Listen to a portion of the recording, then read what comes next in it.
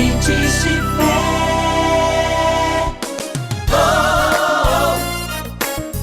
Pastor Oídes José do Carmo. Olá, amados, quero abraçá-los na graça e na paz do Senhor e convidá-los para a leitura de um texto na Palavra de Deus, no Evangelho de Marcos, capítulo 1, os versículos 9 a 18. E aconteceu naqueles dias que Jesus, tendo ido de Nazaré da Galileia, foi batizado por João no Rio Jordão. E logo que saiu da água, viu os céus abertos, e o Espírito que como pomba descia sobre ele. E ouviu-se uma voz dos céus que dizia: Tu és o meu Filho amado, em quem me comprazo. E logo o Espírito o impeliu para o deserto. E esteve ali no deserto 40 dias, tentado por Satanás. E vivia entre as feras, e os anjos o serviam. E depois que João foi entregue à prisão, veio Jesus para a Galileia, pregando o evangelho do reino de Deus e dizendo: O tempo está cumprido, o reino de Deus está próximo, arrependei-vos e crede no evangelho. E andando junto ao mar da Galileia, viu Simão e André, seu irmão, que lançavam a rede ao mar, pois eram pescadores. E Jesus lhes disse: Vinde após mim, e eu farei que sejais pescadores de homens. E, deixando logo as redes, o seguiram. Muito bem, meus amados, tomo nessa oportunidade esse texto na palavra do Senhor para falar exatamente sobre o início do ministério do Senhor Jesus. As circunstâncias em que o seu ministério surgiu e a maneira como o Senhor estabeleceu homens aqui na terra para dar prosseguimento àquela grande tarefa que ele apenas iniciou. É bom conhecermos essas verdades, porque jamais podemos fugir do foco evangélico. As bases estabelecidas pelo Senhor Jesus, elas foram seguidas pelos seus apóstolos e depois Jesus comissionou a igreja para dar sequência a essa grande pregação do evangelho do reino de Deus.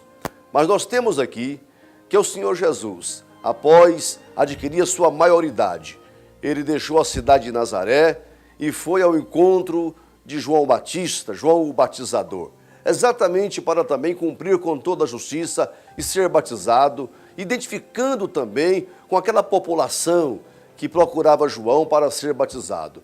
Jesus em tudo, ele procurou, na forma de homem, ser igual aos homens. E em relação ao batismo, ele também não foi diferente. Mas na realidade, o que estava acontecendo ali era o princípio do ministério do Senhor Jesus.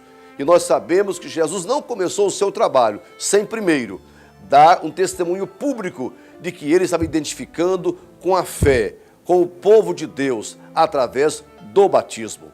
Também Jesus não começou o seu ministério sem primeiro receber o Espírito Santo. Aliás, ele só começou a agir de forma poderosa, gloriosa, depois que a palavra diz aqui que o Espírito Santo veio sobre ele em forma corpórea de uma pomba, que simboliza a bondade, simboliza a pureza, mas também era um animal que era sacrificado no sacrifício do Antigo Testamento, já simbolizando a futura morte do Senhor Jesus.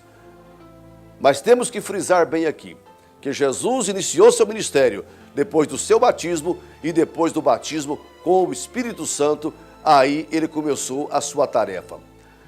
Mas não bastou apenas o batismo no Espírito Santo ou o batismo nas águas. Jesus passou pelo crivo, pela prova, pelas provações. Ele teve que ir para o deserto, ele jejuou, orou 40 dias e ele foi tentado por Satanás. O Senhor passou pela prova de fogo e saiu vitorioso naquele teste. Ele foi provado e foi aprovado para depois começar a agir como de fato ele agiu. Depois de credenciado por Deus, depois de estar completamente estabelecido o seu ministério, então o Senhor começa a exercê-lo na sua plenitude. E como Jesus estabeleceu o seu ministério, ou como ele exerceu o seu ministério? Aqui diz que ele começou a pregar o evangelho do reino de Deus. Aliás, o evangelho que Jesus pregou é o mesmo pregado pelos apóstolos e tem que ser o mesmo evangelho que eu estou pregando aqui hoje e que a igreja tem que sustentar na sua caminhada por esta terra. Nós não temos autoridade para pregarmos outro evangelho, a não ser o evangelho de Jesus Cristo, que significa boas novas de salvação para a humanidade, para todas as pessoas. Pregar outro evangelho, dissociado do evangelho de Jesus, Paulo falou que tem que ser condenado, tem que ser anátema. Nós não temos autoridade, nem anjos têm, de vir aqui e pregar uma outra mensagem que não seja o evangelho do reino de Deus. E o evangelho do reino de Deus começa como Jesus começou, pregando o arrependimento. Arrependei-vos e crede no evangelho. O homem precisa ter um encontro com Deus, arrepender dos seus pecados e começar uma nova vida. Sem arrependimento não há perdão, sem perdão não há comunhão com Deus. Então o Senhor estabeleceu as bases do evangelho do reino.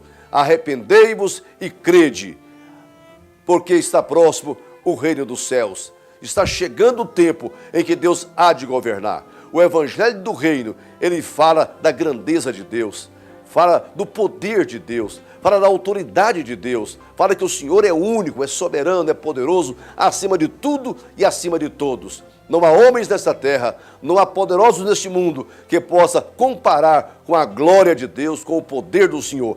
Evangelho do reino anuncia um grande rei, e esse rei é o próprio Jesus, com toda a autoridade nos céus e também na terra. Mas Jesus não apenas pregou o evangelho, ele viveu o evangelho. Ele andou de cidade em cidade, pregando, ensinando e curando. Porque o evangelho do reino é evangelho de poder. É evangelho que salva, sim, o homem dos seus pecados, mas também que cura as enfermidades, que liberta o homem da opressão, que tira ele das trevas e o traz para a luz. É um evangelho impactante, que provoca mudança na vida das pessoas. Uma mensagem que não fala ao seu coração.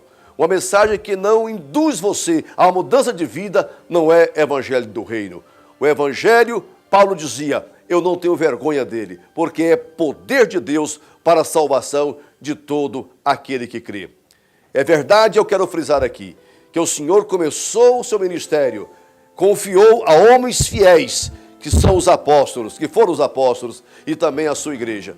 Contudo, meus amados, Jesus comissionou outras pessoas para continuar o seu ministério. A palavra diz que coisas que Jesus começou a fazer e começou a ensinar. Mas eu tenho nesse texto aqui, Jesus chamando nominalmente algumas pessoas para estar ao lado dele. Vinde após mim, e eu farei que sejais pescadores de homens. O que eu quero frisar nesta mensagem é que eu e você temos uma grande responsabilidade de dar sequência ao trabalho que o Senhor Jesus iniciou nesta terra, não deixando desvirtuar essa verdade evangélica. Hoje, mais do que nunca, o evangelho corre um sério risco quando ele está sendo contaminado por ideologias humanas, por filosofias, por situações criadas pelo próprio homem e que não reflete exatamente o sonho de Deus, a vontade do Senhor. É por isso que Jesus falou com o povo do seu tempo: examinais as Escrituras, porque cuidais ter nelas a vida eterna, e de fato são elas que testificam de mim. A voz de Deus neste mundo, a boca de Deus falando ao homem, está através do seu evangelho. Que você possa não apenas crer no evangelho, mas proclamá-lo conforme o Senhor está chamando a mim e a você. Viver na sua intensidade e sermos zelosos do evangelho original. Judas já escrevia que nós devemos lutar, batalhar pela fé original, que uma vez por todas foi entregue aos santos. Não permita jamais que nada e nem ninguém venha desvirtuar essa palavra, porque há um padrão da palavra de Deus que está reservada nos céus.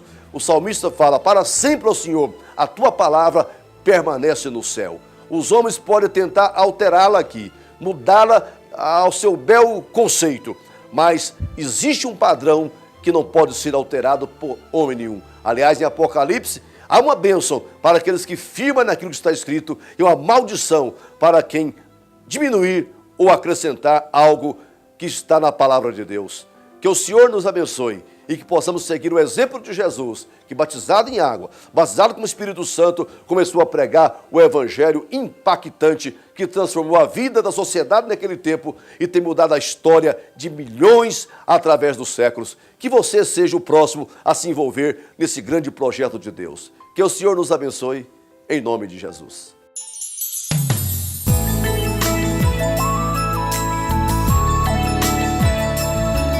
Sementes de